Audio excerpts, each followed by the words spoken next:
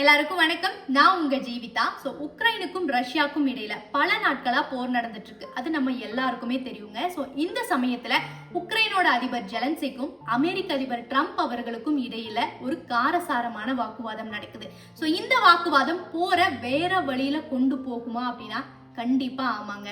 ஏன் அப்படின்னா ரஷ்யா அப்படிங்கிறது பெரிய நாடு, உக்ரைன் அப்படிங்கிறது ரஷ்யாவை கம்பேர் பண்ணும்போது ரொம்ப சின்ன நாடுங்க.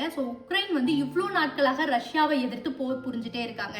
இதற்கு காரணம் என்ன அப்படின்னா உக்ரைனுக்கு பல நாடுகள் சப்போர்ட் பண்றாங்க. இதுல மிக முக்கியமான நாடு அமெரிக்கா. அமெரிக்கா அவங்களுடைய ஆயுதங்களை கொடுக்கறதா இருந்தாலும் சரி, மற்ற எல்லா வகையிலும் சப்போர்ட் அமெரிக்கா சைட்ல இருந்து உக்ரைனுக்கு கிடைக்குதுங்க.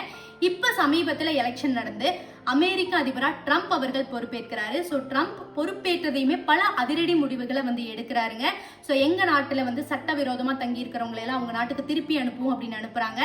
எங்க நாட்டு பொருளுக்கு உங்க நாட்டுல அதிக வரி விதிச்சிங்க, உங்க நாட்டு பொருளை எங்க நாட்டுல விற்க வரும்போது நாங்களும் அதிகமான டாக்ஸ் போடுவோம் அப்படின்னு பல அதிரடி முடிவுகளை எடுக்கிறாருங்க. இதன் தொடர்ச்சியா உக்ரைன் அதிபர் ஜெலன்ஸ்கி அவர்கள் அமெரிக்க அதிபர் ட்ரம்ப் அவர்களை வெள்ளை மாளிகையில சந்திக்கிறாருங்க. சந்திப்பின் ஆரம்பத்திலேயே அவருடைய உடை அப்படிங்கிறது ராணுவ உடையில வராரு. அதை பத்தின ஒரு சில கேலி கிண்டல்களும் அந்த இடத்துல போகுது.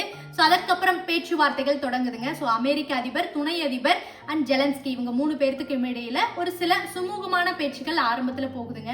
அதுக்கப்புறம் அமெரிக்க அதிபர் ட்ரம்ப் அவர்கள், நீங்க ரஷ்யாவோட ஒரு டீல் பேசிக்கலாம், எனக்கு தேவை பீஸ் தான், இங்க மக்கள் அதிகமா இறந்துட்டு இருக்காங்க, இதெல்லாம் வேண்டாம், நம்ம ஒரு டீல் பேசி பார்க்கலாம் அப்படின்னு சொல்லிட்டு உக்ரைன் அதிபர் ஜெலன்ஸ்கி கிட்ட அமெரிக்க அதிபர் ட்ரம்ப் சொல்றாருங்க.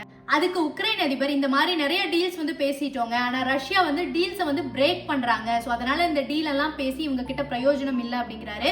அதுக்கு ட்ரம்ப், இதுக்கு முன்னாடி யாரோ பேசியிருப்பாங்க, நான் டீல் பேசல, நான் பேசுறேன், இந்த டீல நீங்க சைன் பண்றதுக்கு ஒத்துக்கோங்க அப்படிங்கிறாரு.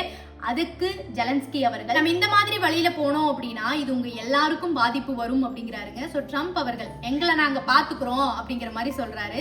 துணை அதிபர் நீங்க எங்களுக்கு தேங்க் பண்ணுங்க, நான் உங்களுக்கு எவ்வளவு சப்போர்ட் பண்றோம், தேங்க் பண்ணுங்க அப்படிங்கிறாரு. ஜெலன்ஸ்கி அவர்கள் நாங்க தேங்க் பண்றோம், அமெரிக்க மக்களுக்கு நான் தேங்க் பண்றேன் அப்படிங்கிற மாதிரி மேலோட்டமா பேசிட்டு இருக்கிறாருங்க. இந்த சமயத்திலேயே வாக்குவாதம் கொஞ்சம் அதிகமாகுது. ஃபைனலா உணவு கூட சாப்பிடாம உக்ரைன் அதிபர் ஜெலன்ஸ்கிக்கு கிளம்பி போயிடுறாரு. அவரும் அவங்க கூட வந்தவங்களும்.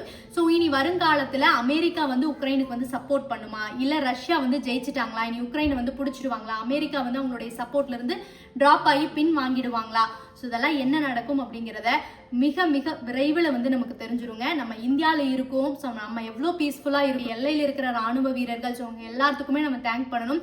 போர் அப்படிங்கிறது ஒவ்வொரு மக்களுடைய நிம்மதியும் கெடுத்துருங்க. அங்க மக்கள் அப்படியே கொத்து கொத்தா இறந்து போறாங்க.